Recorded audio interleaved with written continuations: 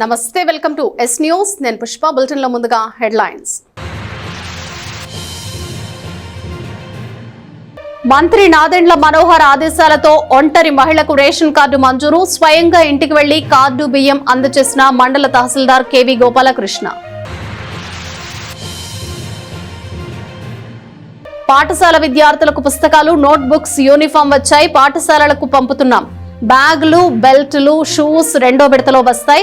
మండల విద్యాశాఖ అధికారి 2 జయంత్ బాబు వెల్లడి.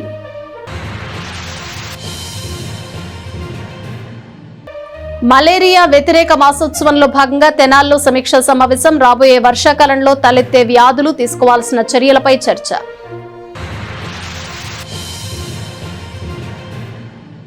తెనాలి ఆర్డీఓగా కె శ్రీరమణి బాధ్యతల స్వీకారం. అందరి సహకారంతో విధులు నిర్వర్తిస్తానని వెల్లడి.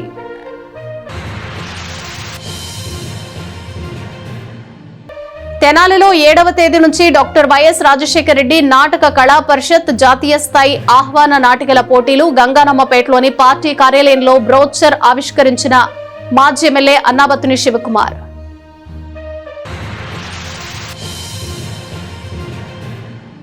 తెనాలి ఆర్డీఓగా కె శ్రీరమణి బాధ్యతలు చేపట్టారు. ఈ సందర్భంగా పలువురు మండల తహసీల్దార్లు, సబ్ కలెక్టర్ కార్యాలయ సిబ్బంది ఆమెను పుష్పగుచ్చాలను అందజేసి స్వాగతం పలికారు.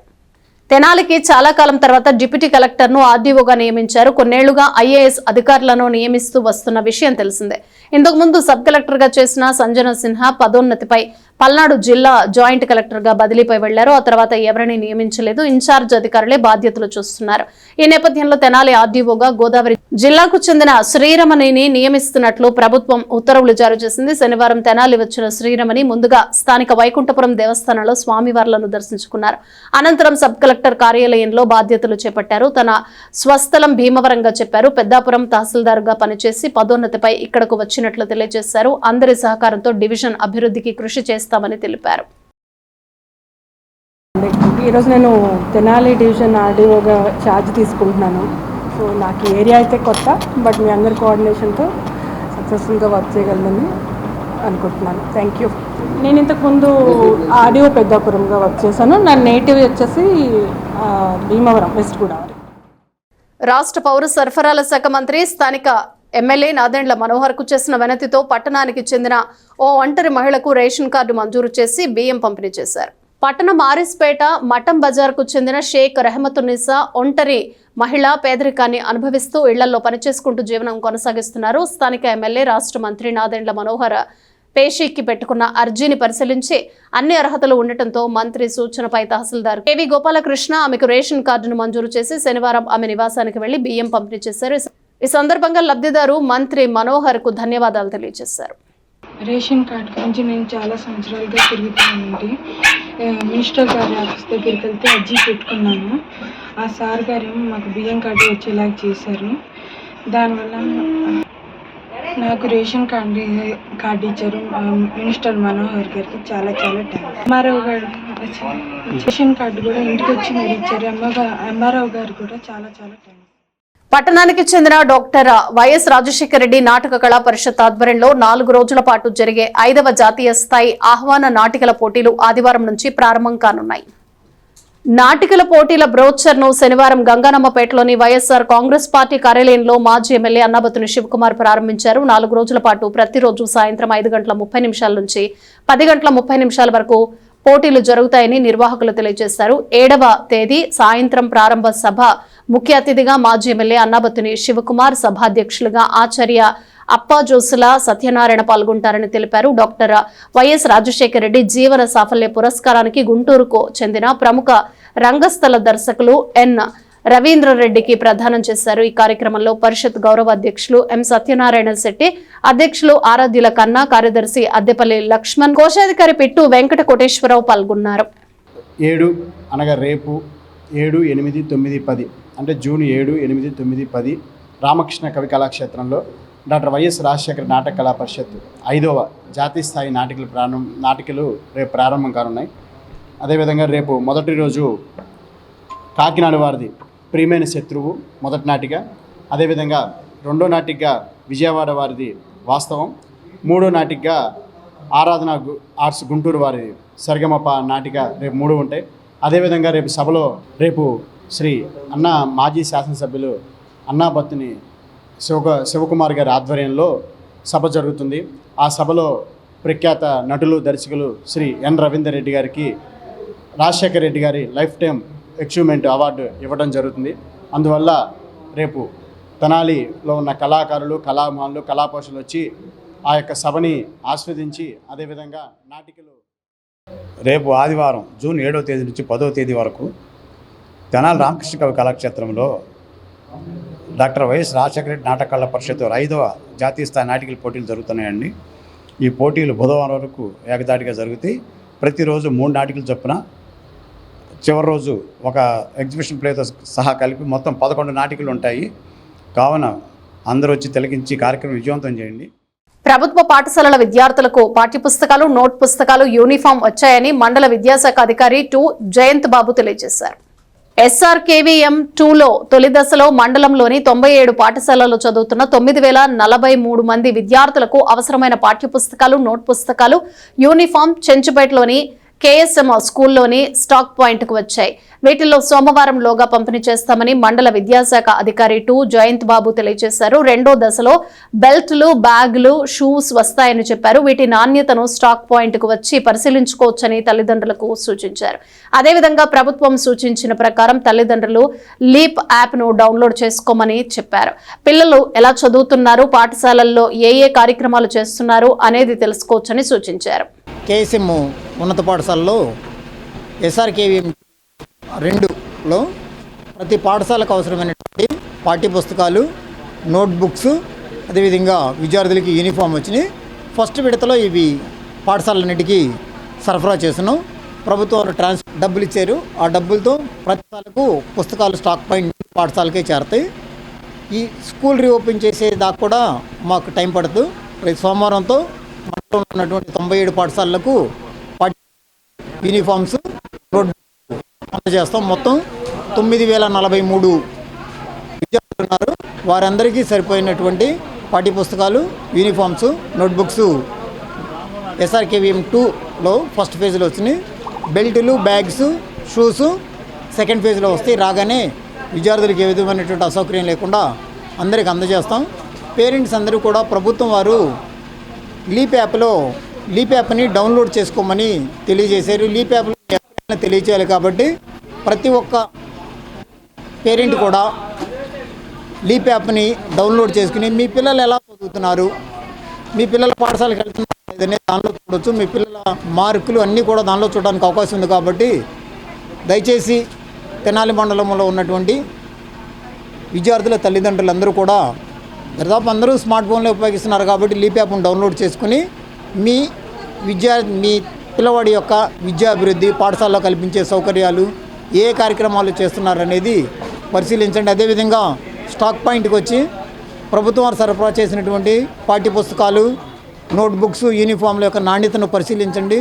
మీ యొక్క సలహాలను, సూచనలు గౌరవ డైరెక్టర్ గారి సూచనల మేరకు మేము తీసుకుని టీబీ వ్యాధి నివారణ, వ్యాధిగ్రస్తులకు చికిత్స కోసం ప్రభుత్వ లక్ష్యాల ప్రకారం కృషి చేస్తున్నామని జిల్లా ప్రభుత్వ ఆసుపత్రిలోని టీబీ యూనిట్ సూపర్వైజర్ రవికుమార్ చెప్పారు. పైకో ట్రస్ట్ ఆధ్వర్యంలో ఆ సభ్యులకు శనివారం టీబీ యూనిట్ ఆధ్వర్యంలో టీబీ నివారణ జాగ్రత్తలపై అవగాహన కల్పించారు. ఈ సందర్భంగా టీబీ యూనిట్ సూపర్వైజర్ రవికుమార్ మాట్లాడుతూ టీబీ ముక్త్ భారత్ అభియాన్ను ప్రధాని మోడీ ప్రారంభించినట్లు గుర్తు చేశారు. దీనిపై 100 రోజుల అవగాహన కార్యక్రమం జరుగుతోందని చెప్పారు. దేశంలో 2030 నాటికి టీబీని పూర్తిగా నిర్మూలించాలని లక్ష్యంగా నిర్ణయించుకున్నారని చెప్పారు.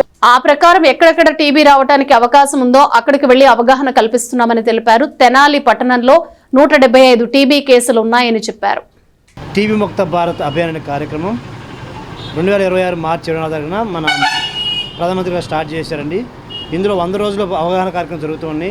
ఇందులో భాగంగా ప్రజల యొక్క సహకారంతో భారతదేశంలో 2030 నాటికి టీబీ లేని భారతదేశం చేయడం కోసం అనేక అవగాహన కార్యక్రమాలు ఏర్పాటు చేయమని చెప్పారు. అందులో భాగంగా హై రిస్క్ విలేజెస్లో అవేర్నెస్ కలిగిస్తూ ఉన్నాం. అంతేకాకుండా కాంక్రీట్ సెట్టింగ్స్ అంటే ఎక్కడైతే పనిచేస్తున్నారో వర్కర్స్ ఉన్నారో, ఎక్కడైతే ఓల్డేజ్ హోమ్స్ ఉన్నాయో, నైట్ షెల్టర్ ఉన్నారో వాళ్ళు కూడా అవగాహన కల్పిస్తున్నాం. వర్క్ ప్లేస్ సెట్టింగ్స్ అంటే ఎక్కడైతే పనులు చేస్తూ ఉన్నారో కంపెనీస్ వాళ్ళకి అవగాహన కల్పిస్తూ ఉన్నాం. అందులో భాగంగా ఈరోజు రెయిన్బో ట్రస్ట్ వారి యొక్క సహకారంతో వాళ్ళ సభ్యులకు అలాగనే ప్రింట్ మీడియా వారికి కూడా అవగాహన కల్పించడం జరుగుతూ ఉంది. తెనాలి పట్టణంలో సుమారు 175 కేసులు ఉన్నాయండి. ఆ 175 కేసులు పూర్తిగా తగ్గిపోవాలి. వాళ్ళ నుంచి ఇతరులకి వ్యాప్తి చెందకూడదు. టీబీ అనేది కేవలం గాలితో వ్యాప్తి చెందుతుంది కాబట్టి ఎవరికి టీబీ లక్షణాలు కనుక ఉంటే తెనాలి పట్టణంలో ఎవరికన్నా లక్షణాలు కనుక ఉంటే అంటే 2 వారాల నుంచి దగ్గు రావటం, బరువు తగ్గిపోవటం, ఆకలి లేకపోవటం, తగ్గినప్పుడు కళ్ళలో రక్తసార పడబడటం, శరీరంలో ఏ పాటలైనా కణితలు రావడం లక్షణాలు కనుక ఉంటే అసలు చేయకుండా తెనాలి టీబీ సందర్శిస్తే ఫ్రీగా టెస్ట్ చేస్తారు, ఫ్రీగా మందులు ఇవ్వడం జరుగుతుంది. కాబట్టి ఇది ప్రజల సహకారంతోనే 234 కల్లా క్షయవ్యాధి అంతం చేయొచ్చు. కాబట్టి తెనాలి పట్టణ గ్రామ ప్రజలందరూ, తెనాలి పట్టణ ప్రజలు, తెనాలి మరియు రూరల్ ఉన్న ప్రజలందరూ రెయిన్బో ట్రస్ట్ ఆధ్వర్యంలో తెనాలి టీబీ యూనిట్ కు అవసరమైన సేవా కార్యక్రమాన్ని నిర్వహించారు. తెనాలి ప్రభుత్వ ఆసుపత్రిలోని టీబీ యూనిట్ సూపర్వైజర్లు రవి, దిలీప్ చేసిన అభ్యర్థనపై పట్టణానికి చెందిన రెయిన్బో ట్రస్ట్ ఆధ్వర్యంలో 2 ఎస్ కుర్చీలు, 10 ప్లాస్టిక్ కుర్చీలను శనివారం అందజేశారు. ట్రస్ట్ వ్యవస్థాపకులు డాక్టర్ జీవనలత, ట్రస్ట్ సభ్యుల సహకారంతో ఈ సహాయాన్ని అందజేసినట్లు తెలిపారు. కార్యక్రమంలో డాక్టర్ జీవనలతతో పాటు జ్యోతికాంత, భవానీ, వరలక్ష్మి, అలేఖ్య పాల్గొన్నారు. తెనాలి టీబీ యూనిట్ వారు మా రెయిన్బో ట్రస్ట్ వారిని అప్రోచ్ అయ్యి ఒక 10 చైర్స్, అవి ఒక 8 plastic chairs, 2 S type chairs కావాలని అడిగి ఉన్నారు. సో మా సభ్యుల్ని సంప్రదించి అందరి సహకారంతో నేను అవన్నీ సమకూర్చగలిగాను. ఈ చిన్న కార్యక్రమం నాకు అవకాశం ఇచ్చి ఈ సర్వీస్ చేసే అవకాశం మా రెయిన్బో ట్రస్ట్ వారికి ఇచ్చినందుకు టీబీ యూనిట్ రవి గారికి, దిలీప్ గారికి థ్యాంక్స్ చెప్తున్నాను. సో ఇలాంటి సేవా కార్యక్రమాల్లో ముందుకు వస్తున్న మా సభ్యులందరికీ కూడా ధన్యవాదాలు తెలియజేస్తాను. తెనాలి గవర్నమెంట్ హాస్పిటల్లో టీబీ డిపార్ట్మెంట్లో సూపర్వైజర్గా పనిచేస్తున్నాను. అయితే టీబీ యూనిట్లో చైర్స్ కొద్దిగా ఉన్నాయి. పేషెంట్లు వచ్చి కూర్చోవడం ఇబ్బంది పడుతున్న టైంలో చైర్స్ కోసం ఎవరిని అడుగుదామని ఆలోచించే టైంలో గతంలో జీవలత మేడం గారు తెనాలి టీబీ మెడికల్ పనిచేయడం వల్ల మేడం గారు అప్రోచ్ అయినప్పుడు మేడం రెయిన్బో ట్రస్ట్ ద్వారా మాకు 10 చైర్స్ ఈరోజు ఇవ్వడం జరుగుతుంది. ఆ రెయిన్బో ట్రస్ట్ వారికి, ప్రతి మేడం గారికి మా టీబీ తరఫున ధన్యవాదాలు తెలియజేస్తున్నాను. ఐసిడిఎస్ ప్రాజెక్టు తెనాలి ఆధ్వర్యంలో 6 ఏళ్ల లోపు పిల్లల్లో వయస్సు ప్రకారం జరగాల్సిన అభివృద్ధిపై 3 రోజుల శిక్షణ సదస్సులో తొలి రోజున కార్యకర్తలకు అవగాహన కల్పించారు. స్థానిక చెంచుపేటలోని కోగంటి శివయ్య హైస్కూల్లో Navachetana AIA enable ECD screening పై 3 రోజుల శిక్షణ కార్యక్రమం శనివారం ప్రారంభమైంది. సిడిపిఓ విజయగౌరి, విద్యాధికారిణి doctor Hanif, supervisor Soujanyasri, school HM ప్రారంభించారు. ఈ స్క్రీనింగ్ ద్వారా 0 నుంచి 6 సంవత్సరాల లోపు పిల్లల అభివృద్ధి సరిగ్గా జరుగుతుందా, ఆటంకాలు ఏమైనా ఉన్నాయా అనేది తెలుసుకోవటం ముఖ్య ఉద్దేశంగా సిడిపిఏ విజయగౌరి తెలియజేశారు. వాటిని వీలైనంత త్వరగా మనం గుర్తిస్తే నార్మల్ స్థితికి తీసుకొచ్చే అవకాశాలు ఎక్కువగా ఉంటాయని డాక్టర్ హనీఫ్ తెలియజేశారు. సూపర్వైజర్ సౌజన్యశ్రీ మాట్లాడుతూ నవ Chaitanya AI early child development శిక్షణ కార్యక్రమాన్ని కార్యకర్తలు అందరూ శ్రద్ధగా విని తల్లిదండ్రులు అందరికీ అవగాహన కల్పించాలని సూచించారు.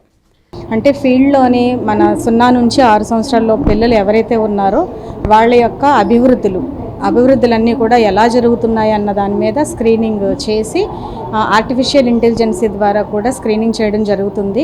ఈ కార్యక్రమం యొక్క ముఖ్య ఉద్దేశం ఏంటంటే 0 నుంచి 3 సంవత్సరాల్లో ఉన్న పిల్లల యొక్క మెదడు అనేది 80% డెవలప్మెంట్ అనేది ఉంటుంది. 6 సంవత్సరాలలోపు 90% పెరుగుతుంది. అయితే ఏదైతే ఎక్కువ పర్సంటేజ్ డెవలప్మెంట్ అనేది 3 సంవత్సరాల్లో పిల్లలకు మాత్రమే ఉంది కనుక ఈ లోపు ఉన్న పిల్లల యొక్క ఎదుగుదలని అంచనా వేయాల్సిన అవసరం చాలా ముఖ్యంగా ఉంది. ఈ సమయంలో వాళ్ళ ఎదుగుదలలో సక్రమంగా ఉన్నాయా లేదా అన్నది తెలుసుకొని తద్వారా ఎలాంటి చర్యలు తీసుకోవాలి, ఏవైనా సమస్యలు ఉన్నట్లయితే కనుక వాటి నుంచి పిల్లల్ని బయటకు తీసుకురావడానికి ఎలాంటి జాగ్రత్తలు తీసుకోవాలనే దాని మీద కార్యకర్తలందరికీ శిక్షణా కార్యక్రమాన్ని ప్రారంభించడం జరిగింది. ఇది పిల్లల యొక్క సమగ్ర అభివృద్ధికి, ఫ్యూచర్లో వాళ్ళ లైఫ్ అనేది కరెక్ట్గా ఉండడానికి, వాళ్ళు మంచి సక్సెస్ఫుల్గా ఎదగడానికి ఈ స్క్రీనింగ్ అనేది చాలా చాలా ముఖ్యము. పిల్లలు మనకి ఓన్లీ భోజనం పెట్టడానికి తల్లిదండ్రులు ఫోన్లు ఇచ్చేయడం, ఇప్పుడు 2020 తర్వాత ADHD, ఆటిజం అని కొత్త డిసీజెస్ ఎక్కువ శాతం పిల్లల్లో కనిపిస్తున్నాయి. సో అలాంటి డిసీజెస్ గురించి వీళ్ళకి అంగన్వాడీ కార్యకర్తలకి నేను అవగాహన ఇవ్వడం కోసం వచ్చాను.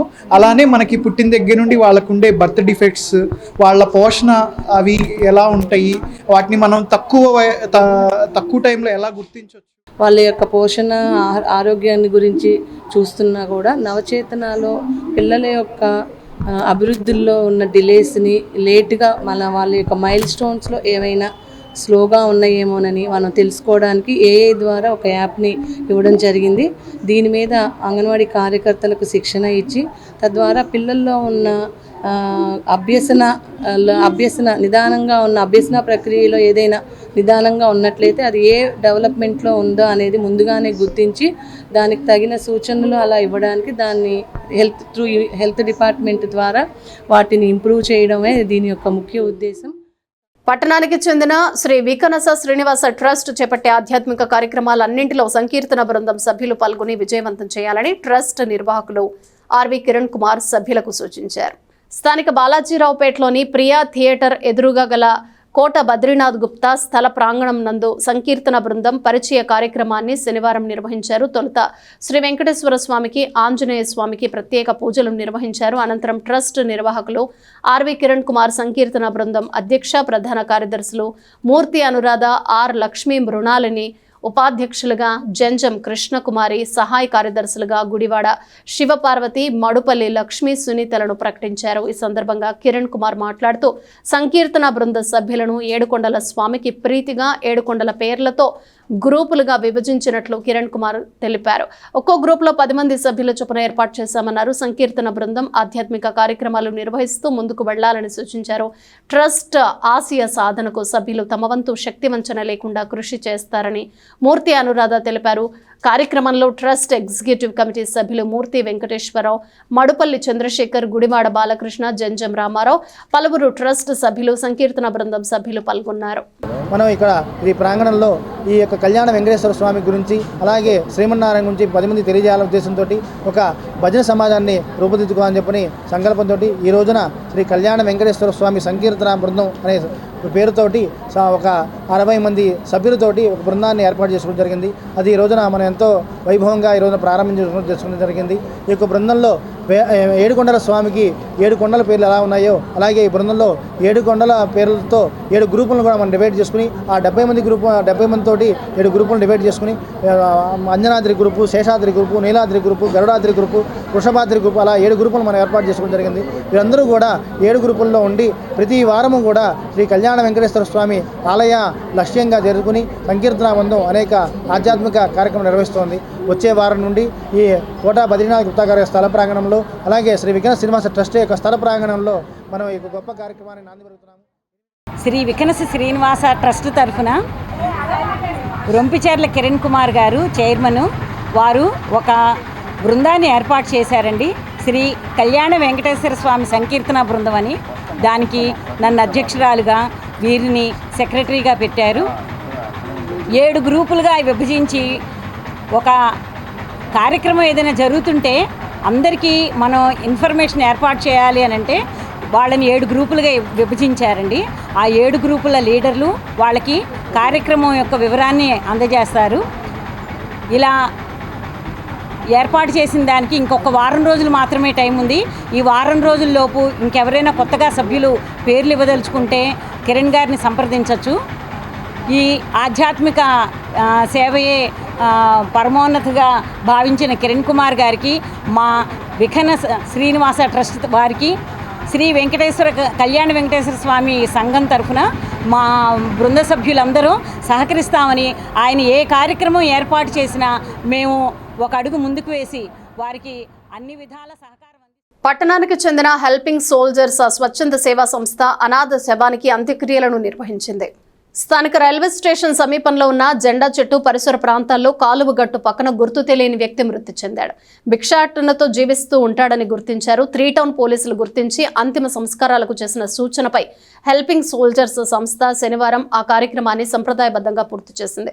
చనిపోయిన వ్యక్తి అనాథ కాదని, తమ ఆత్మ బంధువుగా బాధ్యత తీసుకుని దాతల సహకారంతో అంత్యక్రియలు చేశామని సంస్థ ప్రతినిధి షేక్ ఇనాయతుల్లా తెలియజేశారు. కార్యక్రమంలో జాస్తి మోహన్, తేజ, కమిటీ సభ్యులు పాల్గొన్నారు.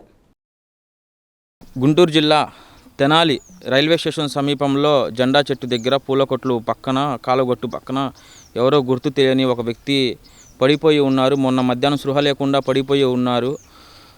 నిన్న మాకు ఫోన్ వచ్చింది, మొన్న మధ్యాహ్నం నుంచి అలాగే ఉన్నారు, అందరూ చూసినట్లు వదిలేశారు, నిన్న ఏమో చనిపోయారు అని అక్కడ ఉన్న పూలకొట్లు వాళ్ళు మా దృష్టికి సమాచారం తీసుకురాగా వెంటనే స్పందించి సంఘటనా స్థలానికి వెళ్ళి ఆ చనిపోయిన వ్యక్తి గురించి కనుక్కున్నాము. అలాగే కనుక్కున్న తర్వాత 3 టౌన్ పోలీస్ వారికి ఇంటిమేషన్ ఇచ్చి పోలీస్ వారు కూడా సంఘటనా స్థలానికి వచ్చి పరిశీలించి చనిపోయిన వ్యక్తికి ఎవరూ లేనందువలన మీరు అంత్యక్రియలు నిర్వహించినని కోరగా, చనిపోయిన వ్యక్తి అనాథ కాదు మా ఆత్మ బంధువు అని మేము బాధ్యత తీసుకొని దాతలందరి సహాయ సహకారంతో అతని అంత్యక్రియలు నిర్వహించడం జరిగింది. ఈ కార్యక్రమానికి సహాయం చేసిన సహకరించిన దాతలందరికీ హెల్పింగ్ సోల్జర్స్ స్వచ్ఛంద సేవా సంస్థ నుంచి హృదయపూర్వక ధన్యవాదాలు తెలియజేస్తున్నాము. రాబోయే రోజుల్లో ఆ దేవుని చల్లని ఆశీస్సులతో మరెన్నో సేవా కార్యక్రమాలు గొప్పగా నిర్వహిస్తామని తెలియజేస్తున్నాము. మా ఇన్ను హెల్పింగ్ సోల్జర్ సంస్థ అధిపతి అయినటువంటి ఇన్నుకి పోలీస్ డిపార్ట్మెంట్ వారు కానీ, గవర్నమెంట్ హాస్పిటల్ వారు కానీ, రోడ్డు మీద ఉన్నటువంటి ప్రేక్షకులు కానీ తెలియపరుస్తారు. తెలియపరచగానే స్పందించినటువంటి ఇన్ను ఎక్కడ ఉండా వచ్చేసి నేను ఆత్మబంధువుని, మాకు కుల మతాలతో ప్రాంతాలతో భేదాలు లేవు అనే ఆలోచనతో అన్ని సర్వస్వం తానై తన సహచరులతో నిత్యము ఏదో ఒక కార్యకలాపాలు కొనసాగిస్తూనే ఉంటున్నాడు, సేవలు చేస్తున్నాడు.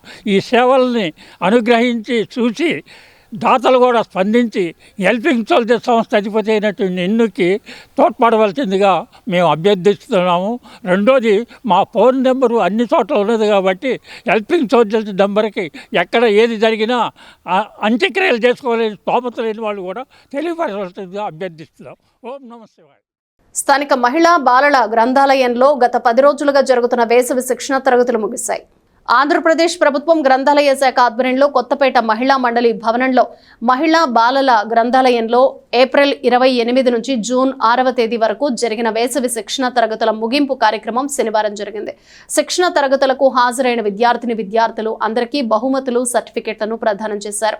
ఆర్యవైశ్య యువజన నేత కొప్పు రావురి హరికిషోర్ విద్యార్థులకు బహుమతి ప్రదానం, విజేతలకు నగదు బహుమతి ప్రదానం చేశారు. లైబ్రరియన్ కడియాల సుజాత పర్యవేక్షణలో తన్నీరు శివశంకర్ అధ్యక్షత వహించిన ఈ కార్యక్రమంలో టీచర్స్ పసుపులేటి చిరంజీవి, పార్థసారథి, ఎమినేని విజయలక్ష్మి, ఆళ్ల నాగేశ్వరరావు, సాయి మంగ, మెడికల్స్ అధినేత కంకిపాటి రమేష్, పట్నాల నాగేంద్రరావు, కమ్మెల రజ్జిని, చంద్రశేఖర్, గళ్ళ మధుసూదన్ కుమార్, యలవర్తి నాయుడమ్మ, ఫౌండేషన్ సభ్యులు రాయపాటి శివనాగేశ్వరరావు, నన్నపనేని సునీల్ కుమార్, శ్రీహరి ప్రసాద్ పాల్గొన్నారు.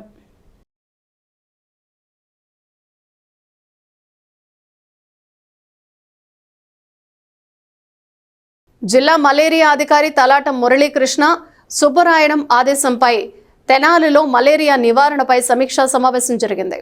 మలేరియా వ్యతిరేక మాసోత్సవంలో భాగంగా రాబోయే వర్షాకాలంలో ఎదురయ్యే సీజనల్ వ్యాధులు మలేరియాను ఎదుర్కొనుటకు అవసరమైన పరీక్షలు, ముందు జాగ్రత్త చర్యలపై శనివారం సిబ్బందితో సమీక్షా సమావేశం నిర్వహించారు. మలేరియా సబ్ యూనిట్ అధికారి శ్రీకంఠ ఉమాకాంత, యుఎల్బి ఆరోగ్య విస్తరణ అధికారి అందే బాలచంద్రమౌళి వివరాలను తెలియజేశారు. తెనాలి పట్టణంలో మలేరియా విభాగంలో పనిచేసే ఆరోగ్య పర్యవేక్షకులు, ఆరోగ్య కార్యకర్తలకు అవసరమైన సూచనలు చేశారు. పట్టణంలో గల 6 పట్టణ ప్రాథమిక ఆరోగ్య కేంద్రాలలో, తెనాలి ప్రభుత్వ ఆసుపత్రిలోనూ మలేరియా నిర్ధారణ పరీక్షలకు అవసరమైన కిట్స్ పంపిణీ చేసినట్లు గుర్తు చేశారు.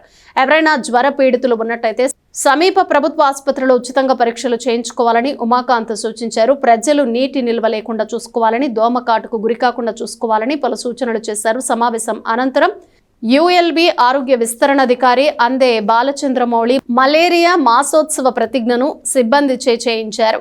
Filaria SHI G Ravikumar, JHI Tiruvedula Sivarama Prasad, malaria పర్యవేక్షకులు దీపాల శ్రీనివాసరావు, హెల్త్ అసిస్టెంట్లు పాల్గొన్నారు.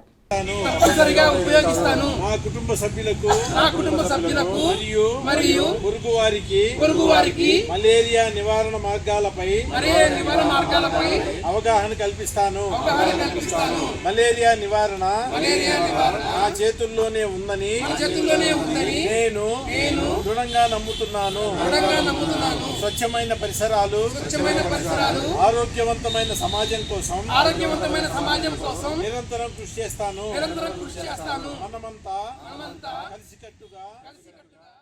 బులెటిన్ ముగించే ముందు హెడ్లైన్స్ మరోసారి.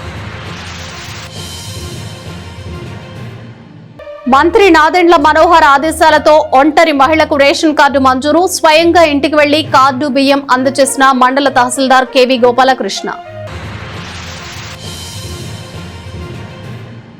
పాఠశాల విద్యార్థులకు పుస్తకాలు, నోట్బుక్స్, యూనిఫామ్ వచ్చాయి, పాఠశాలలకు పంపుతున్నాం.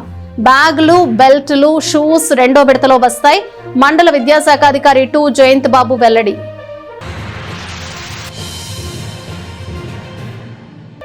మలేరియా వ్యతిరేక మాసోత్సవంలో భాగంగా తెనాలిలో సమీక్షా సమావేశం. రాబోయే వర్షాకాలంలో తలెత్తే వ్యాధులు, తీసుకోవాల్సిన చర్యలపై చర్చ.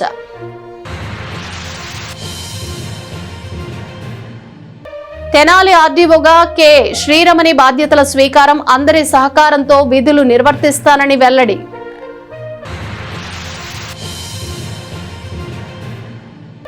తెనాలిలో 7వ తేదీ నుంచి డాక్టర్ వైఎస్ రాజశేఖర రెడ్డి నాటక కళా పరిషత్ జాతీయ స్థాయి ఆహ్వాన నాటికల పోటీలు. గంగానమ్మపేటలోని పార్టీ కార్యాలయంలో బ్రోచర్ ఆవిష్కరించిన మాజీ ఎమ్మెల్యే అన్నాబత్తుని శివకుమార్.